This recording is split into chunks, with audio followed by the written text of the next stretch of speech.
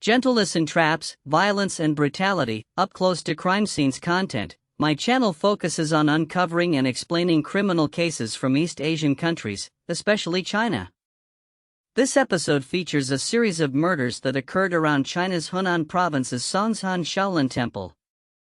So, why is this case significant? Over 5 years, the killer murdered 26 women, 7 of whom were killed, ranging in age from teenagers to women in their 50s. This demonic perpetrator continued his spree for 5 years until Inspector Rin Changsha assumed command, when he was finally brought to justice. Let's start from the beginning.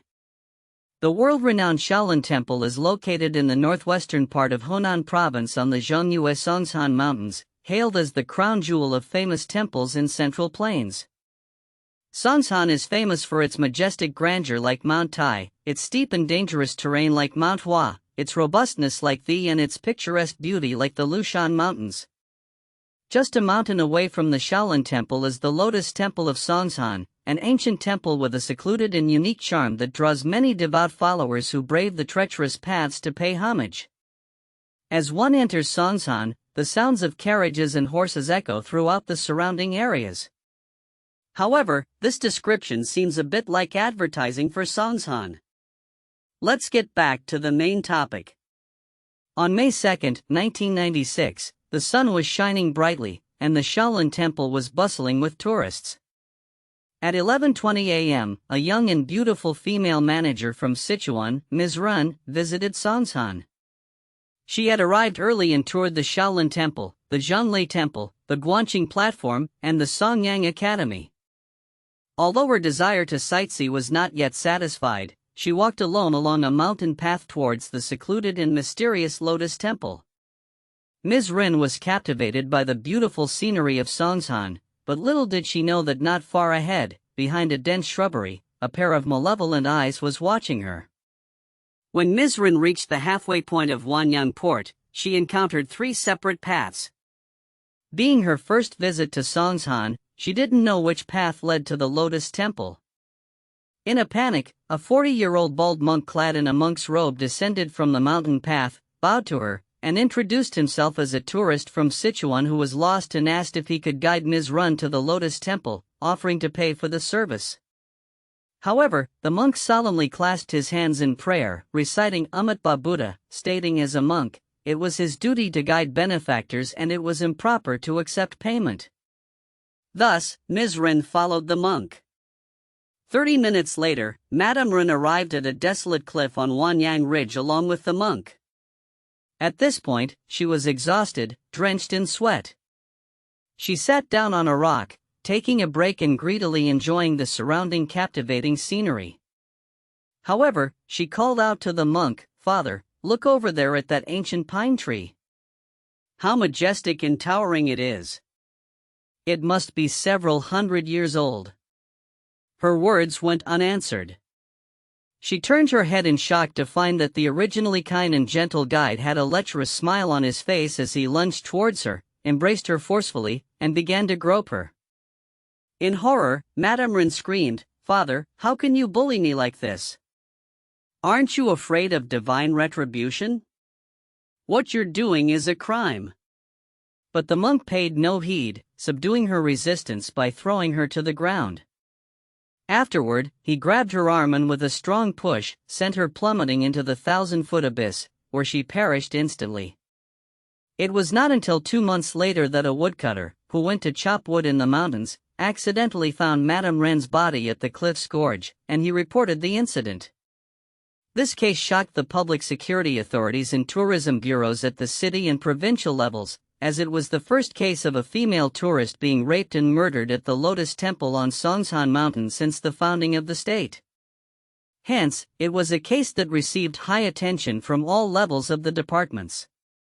However, the complexity of the crime scene, the long interval between the crime and its discovery, coupled with the erosion from mountain rains, which caused the body to decompose greatly, all presented difficulties for the investigation.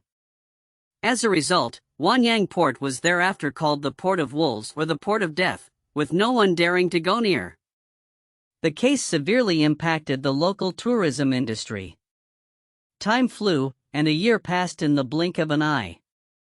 Although the major case of rape and murder of a tourist that occurred on May 2, 1996, had not been solved, the public security organs in Dengfeng City had strengthened their investigation, monitoring, and prevention efforts in the entire tourism area of Songshan Mountain. The demon was quiet for a time.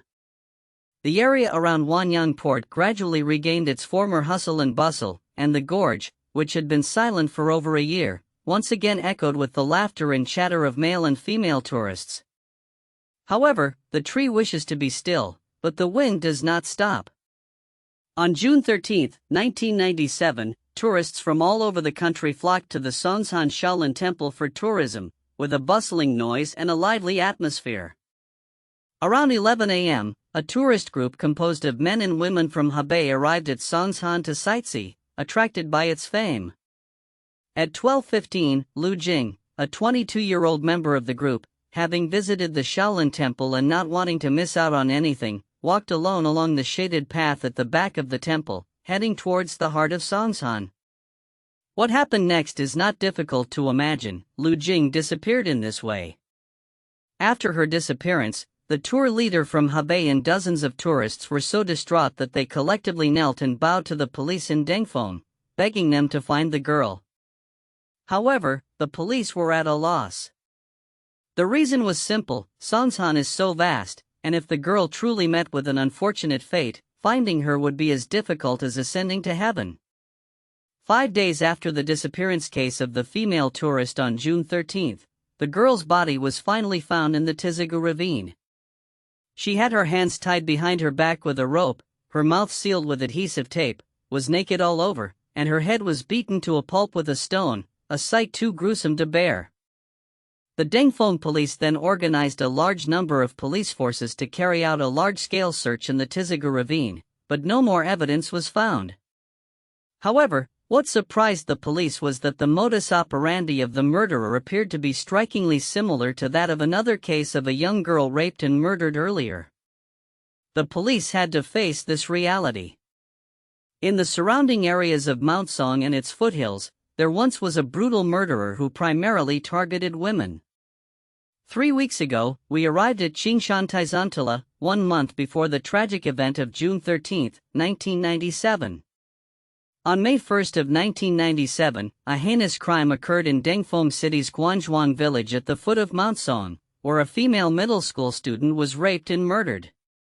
On that day, heavy rain for several days had left the air heavily humidified, casting a mist over the mountains and fields around Mount Song, resulting in poor visibility and few pedestrians or vehicles on the road. In the morning, 12-year-old Hao Liling, a student from the middle school in the village, returned home for breakfast as she normally did. As she walked home, about 1 li, a unit of distance away, Liling suddenly noticed a bald monk maintaining a distance that was neither too near nor too far behind her in the faint mist. Oblivious to the danger closing in, Liling did not become alert. The monk followed Liling for about 3 kilometers before suddenly quickening his pace and closing in on her. It was not uncommon for monks from Mount Song to go down the mountain to attend to matters, so the locals were accustomed to this. As they walked and talked, Liling remained unaware of the silent approach of death. When they were near the eastern ridge of Wangzhuang village and confirmed that there was no one around, the monk suddenly ripped off his mask, using his strong arms to tightly grasp Liling's throat, like an eagle grasping a chicken, swiftly dragging her into a wheat field by the roadside. Unfortunately, Liling met a tragic end. After Liling disappeared, her family, friends, and schoolmates searched everywhere but found no trace of her. It wasn't until May 24, 1997, that a local farmer who was contracted to cultivate the field discovered her body. When Liling's body was found, she was completely naked, her hands were tied behind her back, and her mouth was taped shut. The cruelty of the crime made it difficult to look at.